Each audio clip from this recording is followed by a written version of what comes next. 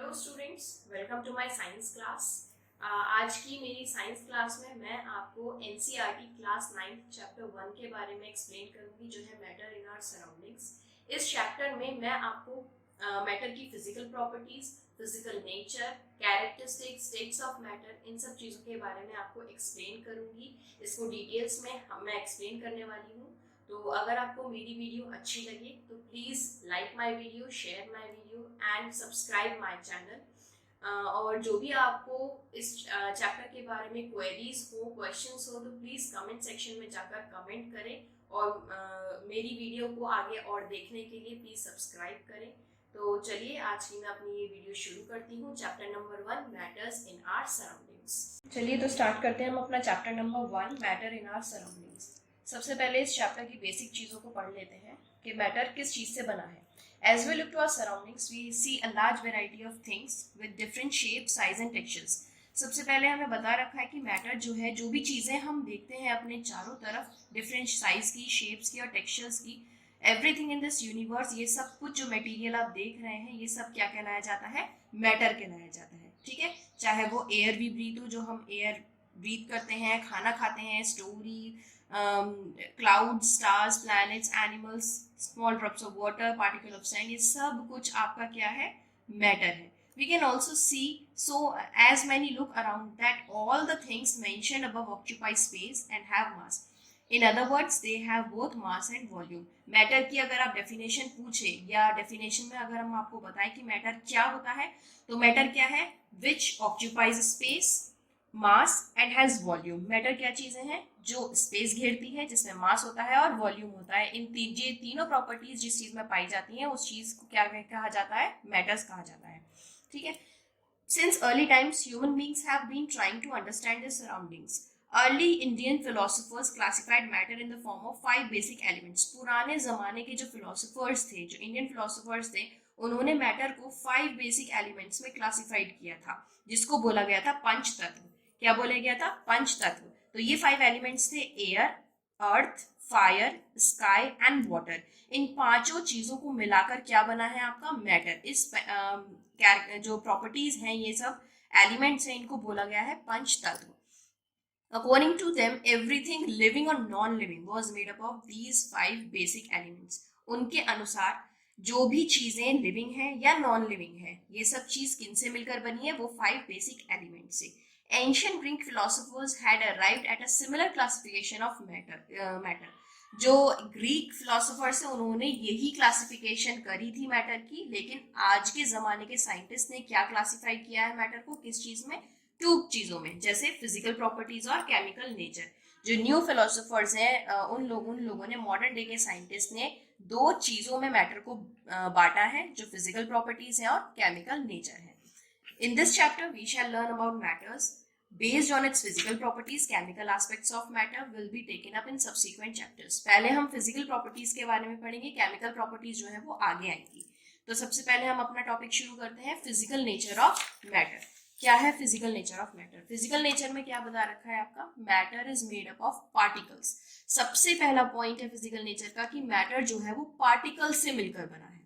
For a long time, two schools of thought prevailed regarding the nature of matter. One school believed matter to be continuous like a block of wood, whereas the other thought that matter was made up of particles like sand. Let us perform an activity to decide the matter it is continuous or particulate. एक example सा है यहाँ पर। दो स्कूलों ने कुछ चीजें परफॉर्म करी, जिसमें बताया कि मैटर जो है वो एक ब्लॉक ऑफ वुड की तरह बना हुआ है, लेकिन दूसरे ने ये बताया कि मैटर जो है वो पार्टिकल से बना है, जैसे सैंड बनती है। लेकिन हम आपको बताते हैं कि क्या है ये, कॉन्टिन्यूअस है या पार्टिकुलेट एक्टिविटी है। आप घर पे भी ट्राई कर सकते हैं इस एक्टिविटी को। नॉर्मल आप 3 कांच के ग्लास लीजिए, अगर आपके पास बीकर्स नहीं है तो 100 ml के कांच के ग्लास ले लीजिए, आप उसको आधा आधा भर लीजिए पानी से। ठीक है। एक में आप सॉल्ट मिला लीजिए, dissolve some salt and sugar with the help of glass rod. चम्मच से आप उसमें सॉल्ट और शुगर मिला लीजिए।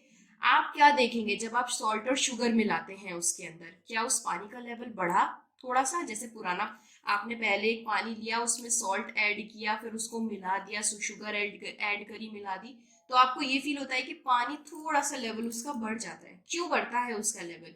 और आपने देखा होगा कि पानी में 2 चीजें आपने मिलाई है, लेकिन एक तो डिजोल्व हो गई। क्या चीज डिजोल्व हो गई और क्या चीज उस स्पून में रह गई, अगर आप देखेंगे तो in order to answer these questions we need to use the idea that matter is made up of particles. इस जो एक्टिविटी है इसको समझने के लिए हम क्या आइडिया यूज करेंगे, मैटर जो है वो पार्टिकल से मिलकर बना है। ठीक है, मतलब क्या है कि अगर आप सॉल्ट को पानी में डिसॉल्व करते हैं तो सॉल्ट जो है वो पानी के बीच में पार्टिकल्स के बीच में डिसॉल्व हो जाती है। ठीक, लेकिन शुगर जो है वो थोड़े बड़े पार्टिकल से मिलकर बना है तो वो आपकी स्पून में रह जाती है, यानी वाटर के पार्टिकल्स में वो मिल नहीं पाती है। ठीक है, तो जो वाटर के बीच में पार्टिकल्स के बीच में स्पेस रहता है, सॉल्ट उस स्पेस में अपनी जगह बना लेता है, और जो शुगर स्पून में बच जाती है वो पार्टिकल्स के बीच में, वाटर पार्टिकल्स के बीच में स्पेस नहीं बना पाती है, इसलिए वो आपको स्पून में दिखाई देती है।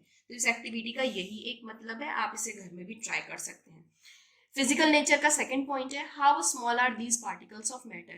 कितने छोटे होते हैं ये पार्टिकल्स, मतलब क्या हम उन्हें देख सकते हैं या क्या हम उन्हें नहीं देख सकते, हमें कैसे पता चलेगा कि ये पार्टिकल्स ऑफ मैटर हैं, कितने छोटे हैं कितने बड़े हैं। एक्टिविटी इसमें दूसरी एक्टिविटी है, take 2-3 crystal of potassium permanganate and dissolve in the 100 ml of water. Potassium permanganate लिया गया है इसमें। आप अगर घर में इसको प्रिपेयर कर रहे हैं तो आप इसको नॉर्मल डेटॉल से भी प्रिपेयर कर सकते हैं, मतलब जरूरी नहीं है कि आप पोटेशियम परमैंगनेट ही यूज करें क्योंकि सबके घरों में नहीं मिल पाता है। आप अगर इस एक्टिविटी को परफॉर्म करना चाह रहे हैं तो डेटॉल से कर सकते हैं, मैं आगे बताऊंगी कैसे। ठीक है, इसमें लिया गया है आपके 1 2 3 4 5 बीकर्स या 5 कांच के ग्लासेस लिए गए हैं जिसमें 100 ml पानी भरा गया है। सिर्फ पहले वाले में 100 ml भरा है, बाकी वाले में हमने 90 ml पानी लिया है सब में। ठीक है, 90 ml क्यों लिया ये मैं आपको भी बताऊंगी। तो आपने क्या करा है, पहले वाले जो 100 वाला है इसमें आपने पोटेशियम परमैंगनेट मिला दिया, इसका कलर पिंक होता है। ठीक है, पोटेशियम परमैंगनेट मिला दिया।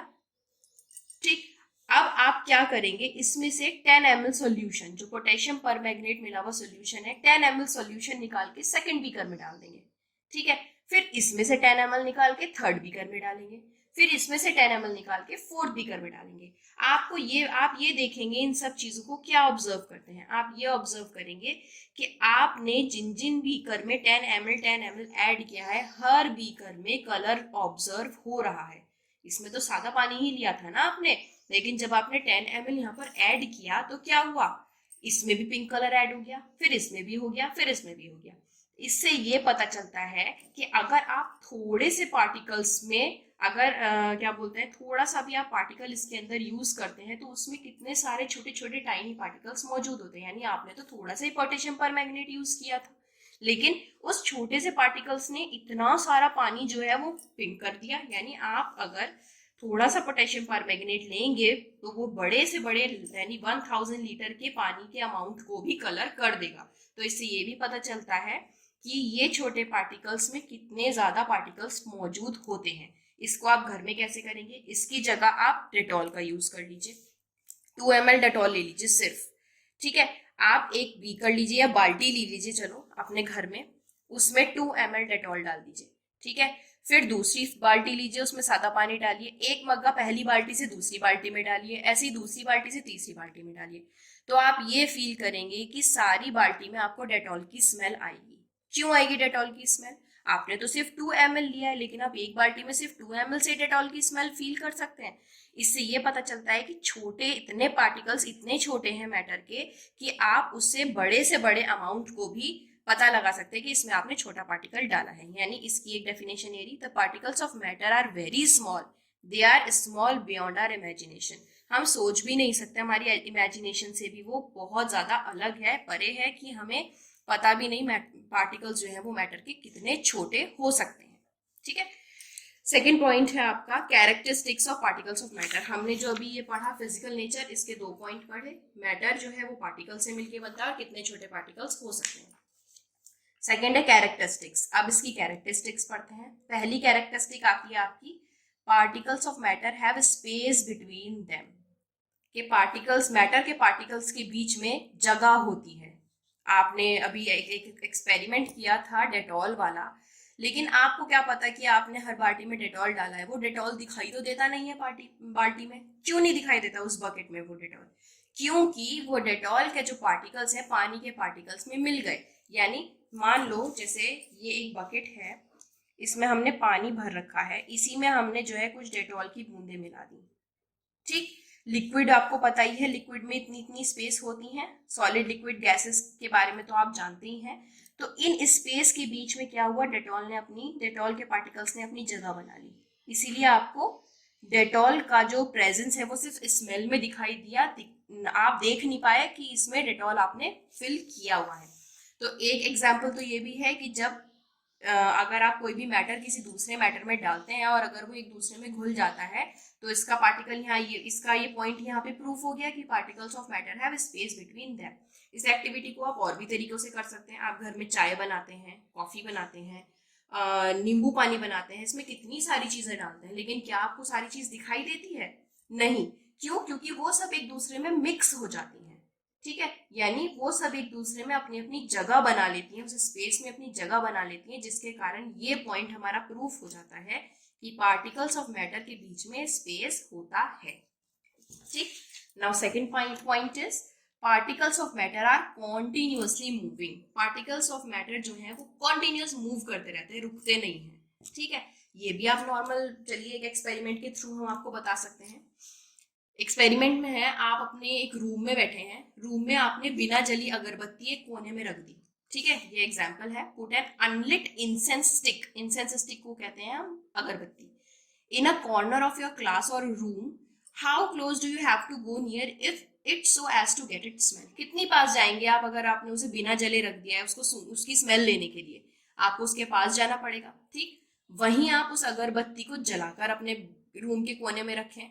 ठीक है, तो फिर क्या होगा, आपको क्या उसके पास जाना पड़ेगा? नहीं, आप उससे जितनी भी दूर बैठे रहेंगे आपको उसकी स्मेल वहीं आ जाएगी जहां आप बैठे हैं, आपको उसके पास तक जाने की जरूरत नहीं पड़ेगी। इससे क्या प्रूफ होता है कि जो मैटर के पार्टिकल्स हैं वो अपने आप मूव करते हैं और कॉन्टिन्यूसली मूव करते रहते हैं। एयर के पार्टिकल्स के बीच में इतनी स्पेस होती है कि उसने अगरबत्ती के पार्टिकल्स को अपने में मिक्स कर लिया और मूव करते करते करते करते वो आप तक आ गई, यानी आपको उसके पास जाने की जरूरत नहीं पड़ी है, ऑटोमेटिकली जो अगरबत्ती की स्मेल है वो आपके पास तक आ गई। इससे ये प्रूफ होता है कि जो मैटर है उसके पार्टिकल्स कॉन्टिन्यूसली मूव करते हैं। दूसरे एग्जाम्पल को अगर आप देखें, घर में भी कर सकते हैं। कांच के 2 ग्लास लीजिए, एक ग्लास में आप क्या करें, इंक जो होती है पेन की रेड या ब्लू इंक होती है, आप उसमें एक बीकर में हल्के से उसे चुवा दें और दूसरी वाली ग्लास में आप जो है हनी को चुवाएं। ठीक है, और उसको अनडिस्टर्ब छोड़ दें, मतलब उसको ढिलाना डुलाना नहीं है, थोड़ी देर बाद आकर उसको ऑब्जर्व करना है क्या होता है उस इंक में और क्या होता है उस हनी के साथ। पानी के अंदर इंक भी घुल जाती है और हनी भी नीचे की तरफ तैरने लगता है। ठीक है, क्यों? वो तो ऊपर भी रह सकता है अगर पार्टिकल्स मूव नहीं कर रहे। तो ये भी इस पॉइंट को प्रूव करता है कि पार्टिकल्स जो हैं वो मैटर के पार्टिकल्स जो हैं वो कॉन्टिन्यूसली मूव कर रहे हैं, ऊपर से लेकर नीचे तक आ गए हैं। ठीक है, थर्ड एक्टिविटी है drop a crystal of copper sulphate in potassium permanganate in the glass. ये आप इसमें कर चुके हैं, जो 100 ml पोटेशियम परमैंगनेट का मैंने आपको बताया था। ठीक है, तो मेनली आप इन 2 एक्टिविटी को करेंगे तो आपको ये वाला जो पॉइंट है वो क्लियर हो जाएगा। ठीक, particles of matter are continuously moving, that is they possesses what we call the kinetic energy। Kinetic energy क्या होती है? काइनेटिक एनर्जी होती है कि जो भी चीज कॉन्टिन्यूसली मूव कर रही है, इट मींस उसके अंदर काइनेटिक एनर्जी है। किसी भी पार्टिकल के मूवमेंट को उसकी काइनेटिक एनर्जी से डिफाइन किया जा सकता है। As the temperature rises particle move faster. जैसे जैसे टेम्परेचर बढ़ता रहेगा उतनी तेजी से ज्यादा तेजी से पार्टिकल्स मूव करेंगे। So we can say that increase in temperature the kinetic energy of the particles are also increases.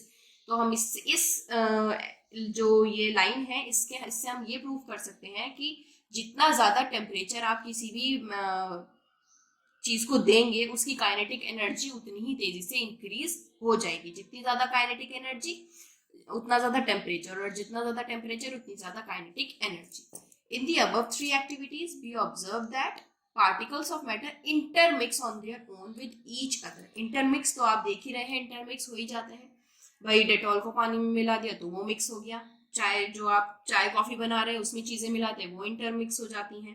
ठीक है, कोई भी चीजें आप किसी चीज में मिला रहे हो, आपकी जो अगरबत्ती की स्मेल है वो हवा के पार्टिकल्स में इंटरमिक्स हो गई, रेड ब्लू इंक है वो आपके वाटर में मिक्स हो गई, हनी भी वाटर में मिक्स हो गया।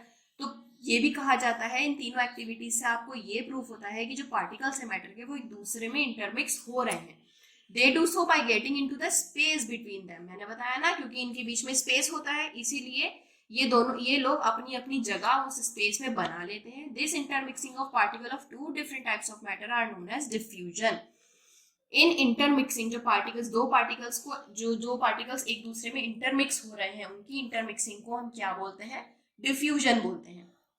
We also observe that on heating diffusion become faster. ये हम ये भी बता सकते हैं कि जैसे जैसे हीट करोगे वो डिफ्यूजन, जो पार्टिकल्स एक दूसरे में मिक्स हो रहा है और तेजी से मिक्स होना शुरू हो जाएंगे, यानी डिफ्यूजन और तेजी से हो सकता है। और वो ऐसा क्यों होता है तो ये भी हम बताते हैं। सेकेंड पॉइंट है, third point, particles of matter attract each other. Particles of matter क्या है? एक दूसरे को अट्रैक्ट करके रखते हैं, खिंच, जो क्या कहता है, जोड़ के, बांध के रखते हैं। ये एक्टिविटी भी आप घर में कर सकते हैं। कुछ लोग मेंबर्स हो आपके घर में, क्या करिए, उसमें ग्रुप बना लीजिए, बांट लीजिए। जैसे जैसे आपके घर में मानो 12 मेंबर्स हैं तो 3 ग्रुप बना लीजिए 4-4 का, ठीक, या 16 है तो 4-4 के 4 ग्रुप बना लीजिए, या 2-2 3-3 के बना लीजिए। पहले ग्रुप को कहिए कि वो इस तरह से पोजीशन बनाए अपनी, मतलब एक दूसरे को कमर से टाइट से पकड़ कर रखें। दूसरे ग्रुप से कहिए कि वो सिर्फ हैंड मतलब होल्ड करके रखें, ऐसे करके होल्ड करके रखें। और थर्ड ग्रुप को कहिए वो इस तरह से टच होकर रहे बस, ठीक है। और फिर फोर्थ ग्रुप से कहिए कि जो 3 ग्रुप हमने बनाए हैं उनको तोड़कर दिखाओ। तो फिर आप क्या ऑब्जर्व करोगे, कौन से ग्रुप को जल्दी से जल्दी तोड़ा जा सकता है और कौन सा ग्रुप डिफिकल्ट होगा तोड़ने में।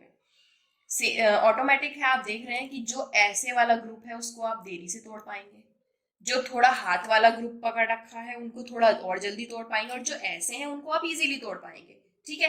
तो ये प्रूफ करता है कि पार्टिकल्स ऑफ मैटर एक दूसरे को अट्रैक्ट करके रखते हैं, यानी बांध के रखते हैं, ठीक है। और जितना ज्यादा अट्रैक्शन होगा आपको उतना ही ज्यादा फोर्स लगेगा उस चीज को तोड़ने में, ठीक।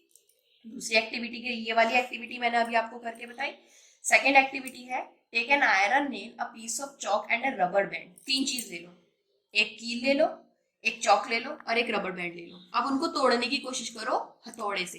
किस चीज को आप जल्दी तोड़ पाएंगे, आयरन नेल को, चॉक को या रबड़ को, ठीक। ये तो ऑब्वियस है कि चॉक को आप जल्दी तोड़ पाएंगे, आयरन नेल को देर से, और रबर बैंड को आप, क्योंकि रबर बैंड जो है एक तरीके का सेमी सॉलिड टाइप का सब्सटेंस होता है जो अपनी प्रॉपर्टी रीगेन कर सकता है, इसलिए इसको भी आप तोड़ सकते हो, लेकिन इसको आप हैमर से नहीं तोड़ सकते। इसके लिए आपको ऑब्वियस बात है सीजर या किसी का यूज करना पड़ेगा, ठीक है। और रबर बैंड ये एक ऐसा मटेरियल होता है जो अपनी प्रॉपर्टीज को रीगेन कर सकता है, स्ट्रेच करो छोड़ दो, स्ट्रेच करो छोड़ दो, तो ये रीगेनिंग प्रॉपर्टी में आ जाता है। नेक्स्ट एक्टिविटी है, take some water in a container, try cutting the surface of water with your finger.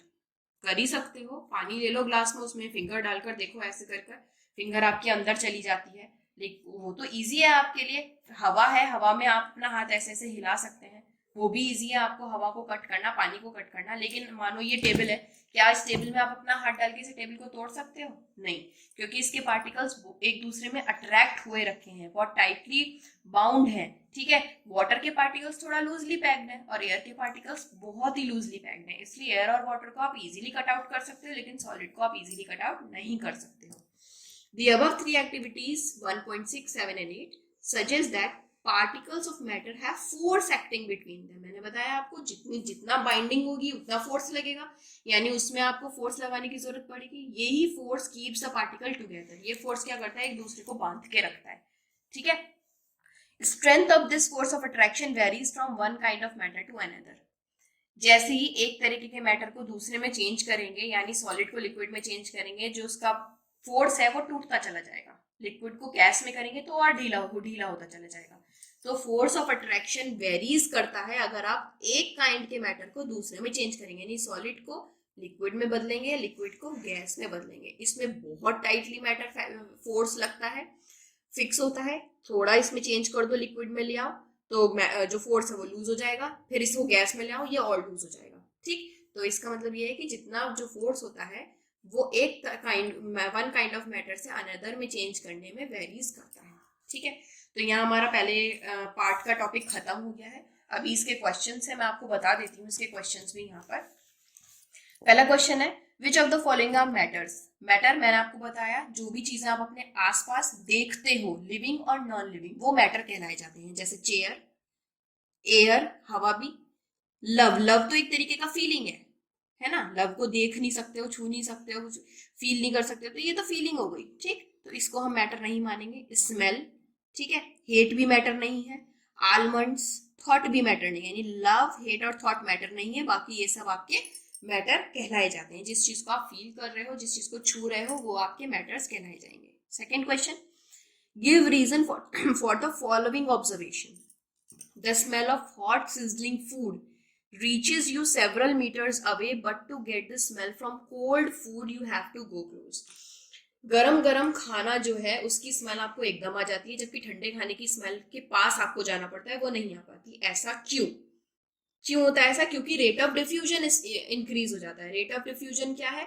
जो चीजों को फैलाता है, ठीक है, मतलब इंटरमिक्सिंग। मैंने आपको बताया ना, यहाँ इंटरमिक्स हो रहे हैं मटेरियल्स एक दूसरे के अंदर, ठीक है। तो जो गर्म खाने की खुशबू है वो एयर में इंटरमिक्स होती है और ज्यादा से ज्यादा डिफ्यूजन होता है, क्योंकि उसको हीट मिल रही है, उसको एनर्जी मिल रही है। जितनी ज्यादा हीट मिलेगी, जितना मैंने बताया था कि जितनी ज्यादा हीटिंग मिलती है उतना ही ज्यादा डिफ्यूजन होता है। तो गर्म खाने को हीट मिल रही है, जितनी हीट मिलेगी यानी उसका डिफ्यूजन ज्यादा तेजी से हो रहा है, तो वो एयर के पार्टिकल्स में ज्यादा तेजी से मिक्स होंगे और आप तक जल्दी से आ पहुंचेंगे।